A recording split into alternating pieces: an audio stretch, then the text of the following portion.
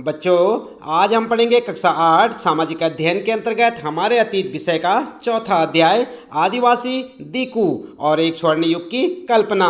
हम आपको बताएंगे बच्चों इस पाठ से संबंधित प्रश्नों के उत्तर अभ्यास प्रश्न उत्तर में। तो चलिए शुरू करते हैं। सबसे पहले आप देख सकते हैं यहाँ पर फिर से याद करें और यहाँ पर पहला प्रश्न है आपके लिए रिक्त स्थान भरें। यहाँ पर क्या है आपके लिए सबसे पहले अंग्रेजों ने आदिवासियों को और फिर यहाँ पर आपके लिए खाली स्थान छोड़ रखा है के रूप में वर्णित किया।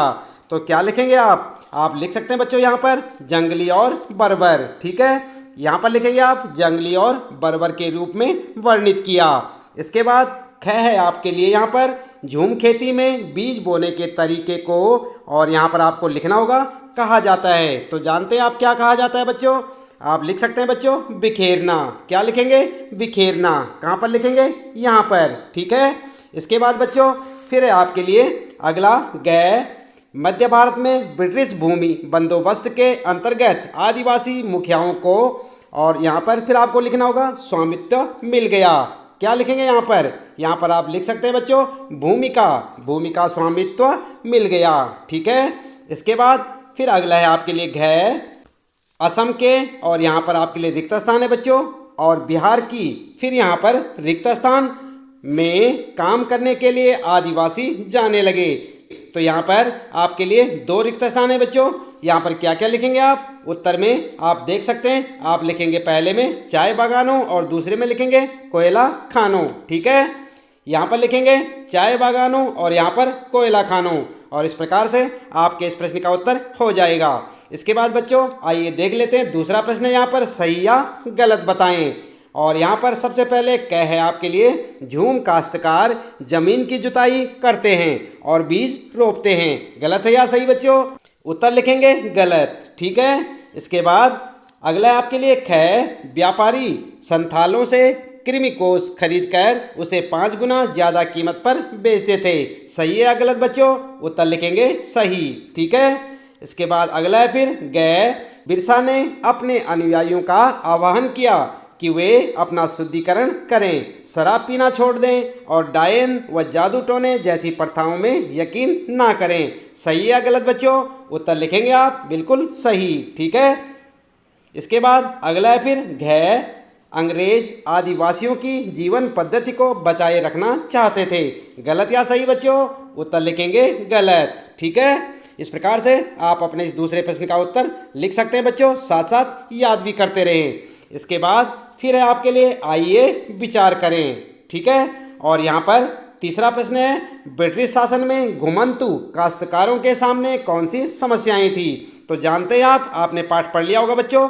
उत्तर लिखेंगे घुमंतु काश्तकारों के सामने समस्याएं और हेडिंग डालकर लिखेंगे नंबर 1 अंग्रेजों ने अपने स्वार्थ के लिए घुमंतु काश्तकारों को एक जगह रहने पर मजबूर कर दिया था। इससे घुमंतु काश्तकारों की स्वतंत्रता भंग हो रही थी। ठीक है, दूसरा पॉइंट लिखेंगे बच्चों घुमंतु काश्तकार ब्रिटिश मॉडल के अनुसार हल बैल के प्रयोग द्वारा खेती करते थे, जिससे उन्हें कठिनाई होती थी क्योंकि उन्हें खेती से अच्छी पैदावार नहीं मिल रही थी और लगान चुकाना मुश्किल हो रहा था। ठीक है, फिर लिखेंगे तीसरा पॉइंट बच्चों घुमंतु काश्तकारों ने धीरे धीरे खेती की इस विधि का विरोध करना शुरू कर दिया क्योंकि वे घुमंतु खेती या झूम खेती पर वापस लौटना चाहते थे। ठीक है बच्चों, तो इस प्रकार से आपके तीसरे प्रश्न का उत्तर हो जाएगा।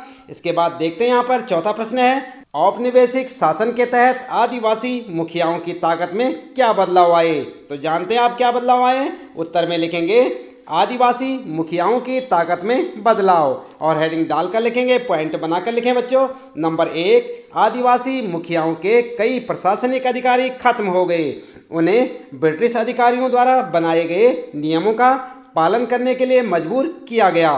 ठीक है, दूसरा पॉइंट लिखेंगे बच्चों आदिवासी मुखियाओं को अब अंग्रेज अधिकारियों को नजराना देना पड़ता था और अंग्रेजों के प्रतिनिधि के रूप में अपने समूह को अनुशासन में रखना होता था। ठीक है, तीसरा पॉइंट लिखेंगे बच्चों आदिवासी मुखियाओं के पास जो ताकत पहले थी अब वह ताकत नहीं रही, वे परंपरागत कार्यों को करने के लिए भी लाचार हो गए।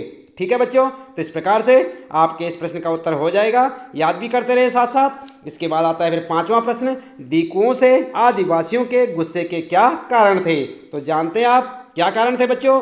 उत्तर में आप लिख सकते हैं, आदिवासी लोग बाहरी लोगों को दीकू कहते थे, जैसे मिशनरी, सूदखोर, हिंदू जमींदार तथा अंग्रेज अधिकारियों को। ठीक है, आगे लिखेंगे, दीकुओं से आदिवासियों के गुस्से के कारण निम्नलिखित थे, और फिर पॉइंट बनाकर लिखेंगे, आदिवासी दीकुओं को अपनी गरीबी तथा दयनीय अवस्था का कारण मानते थे।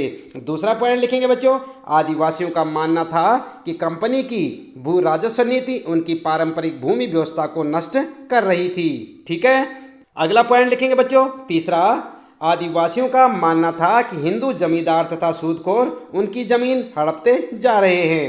अगला पॉइंट लिखेंगे, चौथा, आदिवासियों का मानना था कि मिशनरी उनके धर्म तथा पारंपरिक संस्कृति की आलोचना करते हैं। तो इस प्रकार से आप अपने इस पांचवें प्रश्न का उत्तर लिखें बच्चों, और साथ साथ याद भी करें। अगला है फिर छठा प्रश्न आपके लिए, बिरसा की कल्पना में स्वर्ण युग किस तरह का था। आपकी राय में यह कल्पना लोगों को इतनी आकर्षक क्यों लग रही थी। उत्तर लिखेंगे, बिरसा की नज़र में स्वर्ण युग, और हेडिंग डालकर लिखेंगे बच्चों, पॉइंट बनाकर लिखेंगे। नंबर 1, बिरसा ने अपने अनुयायियों से अपने गौरवपूर्ण अतीत को पुनर्जीवित करने के लिए संकल्प लेने का आह्वान किया।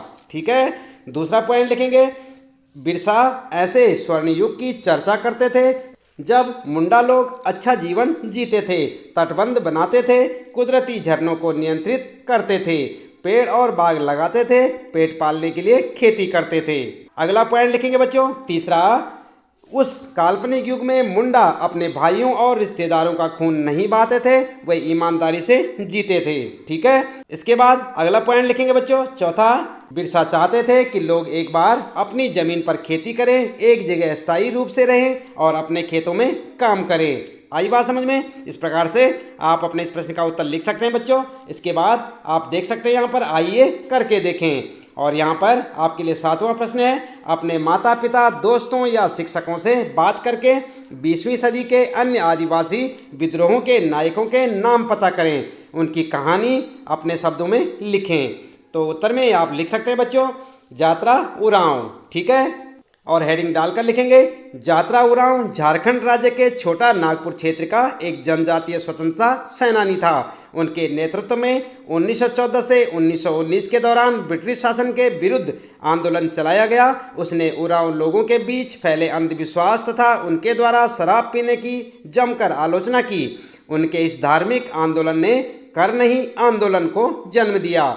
यात्रा ने घोषणा की कि उसके अनुयायी जमींदारों की जमीन नहीं जोतेंगे तथा कुली या मजदूर के रूप में या सरकार के लिए काम नहीं करेंगे। उसने पोहन, मेहतो तथा ग्राम प्रधान के पारंपरिक नेतृत्व पर भी प्रश्न उठाया।